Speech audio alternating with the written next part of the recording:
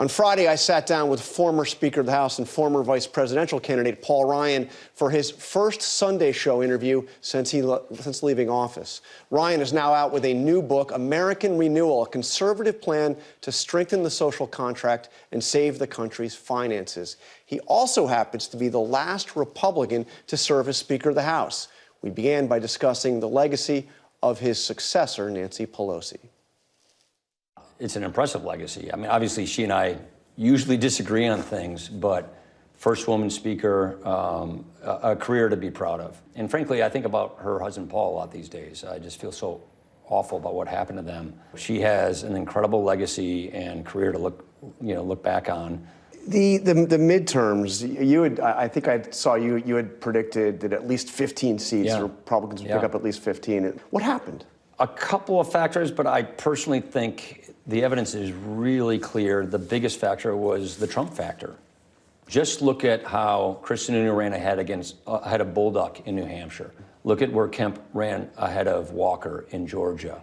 So I think we would have clearly have won the Senate had we had traditional Republicans in the general election, like these governors did. I think we would have won places like Arizona, places like Pennsylvania, New Hampshire, had we had a typical traditional conservative Republican, not a Trump Republican. So I think what we now know, it's pretty clear, is with Trump we lose.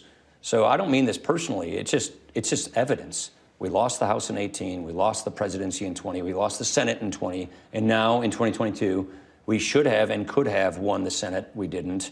And we have a much lower majority in the House because of that Trump factor. So I think it's palpable right now.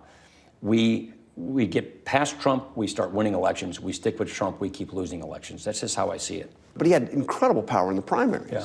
I mean, his candidates won in the Republican primaries almost across the board. That's the point.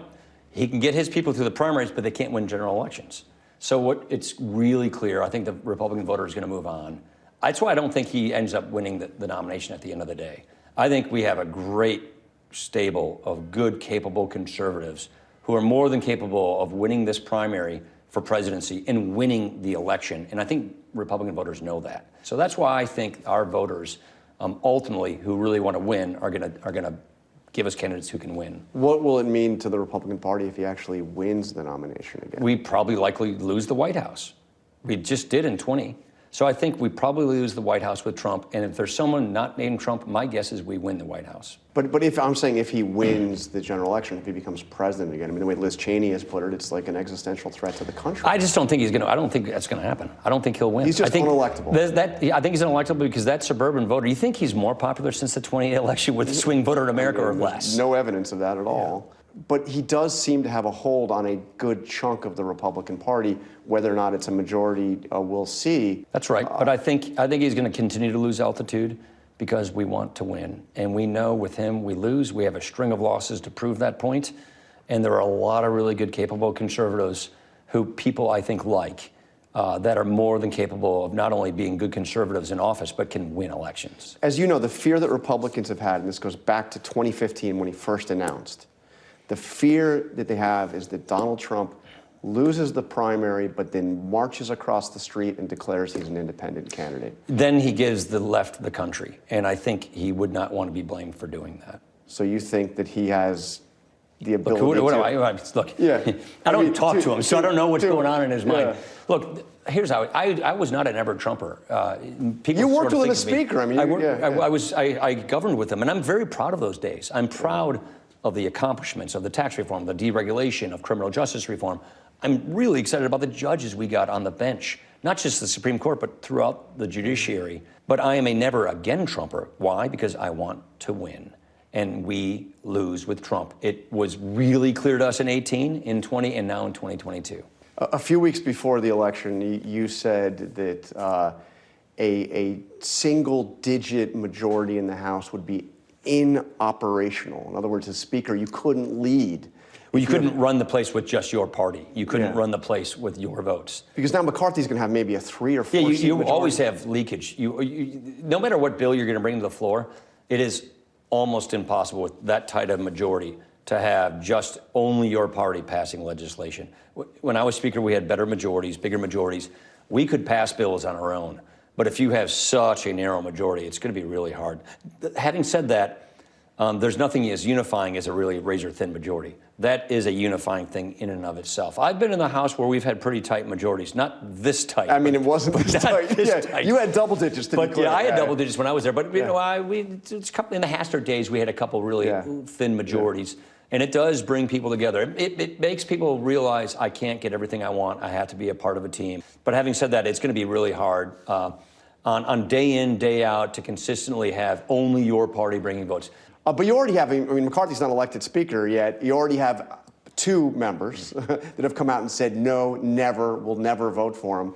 He may have a 3-seat majority. Yeah. I mean, I think I lost like 8 votes my first time, and then 1 vote my second time, if I'm not mistaken. But you had 236 votes. I had a pretty good cushion. Right. So, I mean, that's to be expected. What happens if he can't get 218? I think he'll get 218. But what happens if he can't? It breaks down. I mean, if he doesn't get 218, we've got to elect a speaker, and there isn't anybody better suited to running this conference than Kevin McCarthy. He's been good for conservatives, frankly, but he's also a person who really understands how to manage a conference. Adam Kinzinger said that if McCarthy becomes speaker, he will be, quote, led around on a leash by Marjorie Taylor Greene and members of the Freedom Caucus. I mean, that's a vivid analogy, but this is, I mean, it's going to be tough. He has to, he's not going to be able to he's going to need to have them on board. You run a coalition government when you're Speaker of the House, within your own party. And there are we just elected a bunch of new people from New York and California from what I would call more centrist, moderate leading districts. Those are the majority makers. Kevin understands that. So you have to run a coalition. But do you get uneasy when you see like Marjorie Taylor Greene over his shoulder when he was announcing the commitment to America? Look, he's running a coalition government. Everybody's going to be in the tent. He needs the entire conference to work with him, and he needs to motivate that entire conference. So you do have this book out which looks at the financial issues facing the country, which are immense. Obviously, they were not part of this campaign. And when I see what Republicans have done so far as they prepare to take the majority, is talk about investigations. We've seen them come out, talk about, you know, Hunter Biden. There are a number of impeachment resolutions that were already filed even before the election, not just Biden, but members of his cabinet. Would it be a mistake for Republicans, instead of getting into the ideas you're talking about, get into a, you know, heavy investigation? No, they need to do oversight. I mean, typically what happens when you have one-party rule throughout Washington between the White House and Congress is there isn't enough sufficient oversight and accountability. But oversight, but dragging in Hunter Biden, you know, Fauci. That does, no, I think there is some stuff there at DOJ and Hunter that they probably should have some accountability and some investigations. But that's not a substitute for an agenda. Right. So the purpose of putting out an idea, and I'm glad you brought the book up. I wasn't sure you were going to bring the thing up. We do have the book. We do have the book. So the purpose of this is to offer a conservative plan to help this country get over its enormous challenges in the 21st century. If we have an unsustainable debt, and we're on an unsustainable debt trajectory, but we're going to have to make these programs work better. We're going to have to reform these programs so that you and I in the X generation on down actually have something. That's the kind of conversation we have to elevate our debate to, I think, in our federal national politics. And I think we can, because, you know, America has always gotten it right at the end of the process, but after we go through a lot of political machinations. You're ever optimistic. I'm an optimistic person. Yeah. So finally, you've put forward the ideas, you've talked about the direction of the party, the direction of the country. Are we ever going to see you back in politics? I like doing it the way I'm doing it now. Could you see yourself running for president again? I mean, you ran for vice president. I ran for vice president. Well, you were on it, yeah. No, I mean, I definitely am not running in 2024. And I don't think, I have presidential-sized policy ambition, but I really don't have presidential-sized personal ambition. So I just don't see myself doing that. Okay, so we can take that as a maybe. No. I don't do that. Yes. All right, Paul Ryan, thank you very much. Appreciate it. Thank you for taking the time. Good to be with you, man. Thanks. Pleasure. Hi, everyone. George Stephanopoulos here. Thanks for checking out the ABC News YouTube channel. If you'd like to get more videos, show highlights, and watch live event coverage, click on the right over here to subscribe to our channel. And don't forget to download the ABC News app for breaking news alerts. Thanks for watching.